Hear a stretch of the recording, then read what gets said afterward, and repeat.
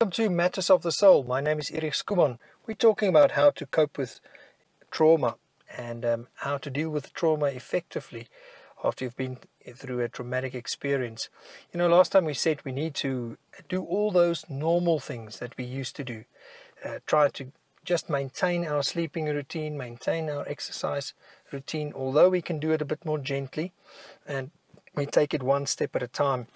What we should not do is we should not just bottle up our feelings, try to avoid everything that we feel about what has just happened and just go on with life as if nothing happened. What that does is it actually causes you to discard the reality of what you're experiencing and what has just impacted you.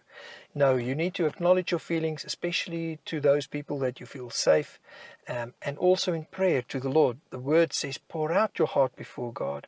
The Lord wants to come and comfort us when we are crushed in spirit and when we are broken and when we are heart-ached.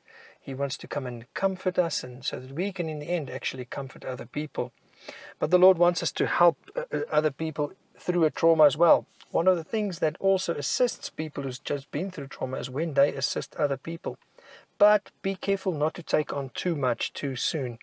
And just give yourself some time so that you can come to terms with what has happened and to get back into that old routine and to also assist other people, but not too much too soon.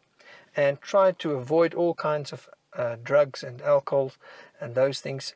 Rather use your faith and use your prayer life and reach out to friends and to fellow Christians and to soak in the presence of the Lord. Rather do that than to use physical means like alcohol or drugs to blot out painful memories.